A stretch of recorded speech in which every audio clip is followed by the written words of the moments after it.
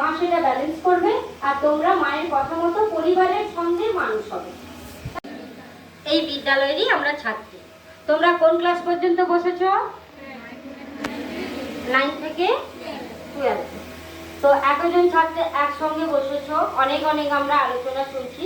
আমি কিন্তু বলবো তার মাঝে মাঝে তোমাদের থেকেও কিছু শুনবো। তোমরা সহযোগিতা করবে? আমি লাস্টে যে বোনেরা বসছো একটু হাত তোলো। তোমরা শুনতে পাচ্ছ? তাই তো?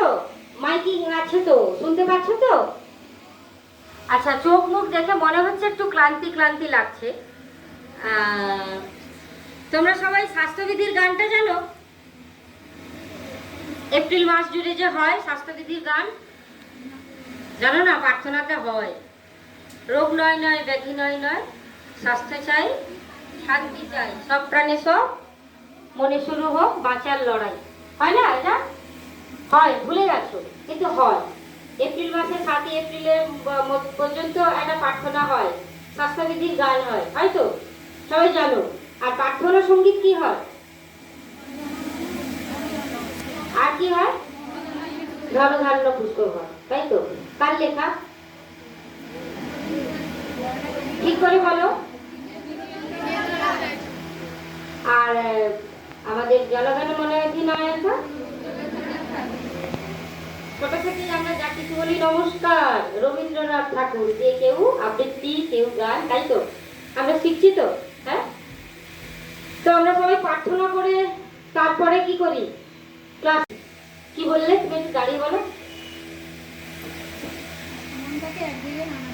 কি সুন্দর উত্তর, ঠিক বলেছে, মনটাকে এক জায়গায় আনার জন্য। কি নাম তোমার? কি নাম?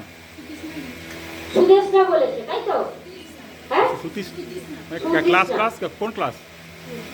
12। নাইস। এই যে একটা শব্দ, আমি এই শব্দ নিয়ে আলোচনায় এগোবো, মন। এই মন নিয়ে কিন্তু অনেক গান আছে, আছে না?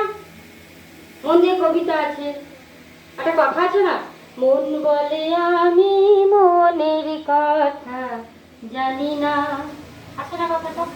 এখন তাই আমরা কিন্তু এই মনকে দেখতে পাই না। দেখতে কি পাই?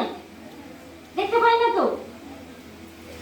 আমরা মন আছে, মনের ওপরেই সব কিছু ডিপেন্ড করে, কিন্তু সেই মনের ভালো লাগা মন্দ লাগা কি দেখে বুঝতে পারি? কেউ বলতে পারবে কি দেখে বুঝতে পারি? হ্যাঁ, চোখ মুখ দেখে। তাহলে মনের আয়না কে? মুখ, মুখমণ্ডল। হ্যাঁ, তাই তো? কারণ এখন আমাকে প্রচুর খিদে পাচ্ছে, মুখ দেখে বোঝা যাচ্ছে, শুনতে ইচ্ছে করছে না, বাড়ি চলে যাব, হচ্ছে এটা।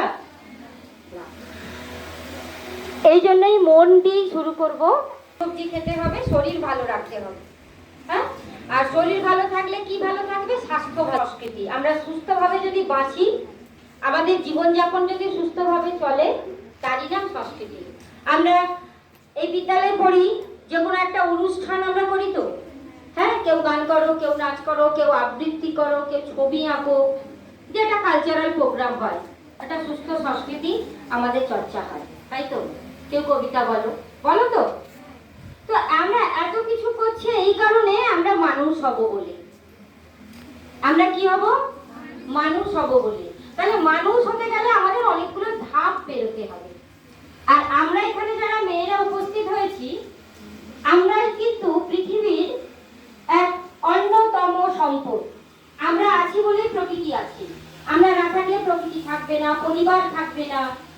আমাদের মেয়েদের একটি বিশেষ গুণ আছে, সেটা হচ্ছে আমরা মা, ভবিষ্যতের মা, তাই তো? আমরা ভবিষ্যতের মা। তোমাদের প্রত্যেকের মা আছে, হ্যাঁ? তো আমরা মায়েরা যখন থাকবো, আমাদের পরিবারে মা যেখানে থাকবে, সেখানে আমরা কিন্তু সবকিছু সুন্দরভাবে আমাদের কাজ সম্পূর্ণ করতে পারবো। বাবা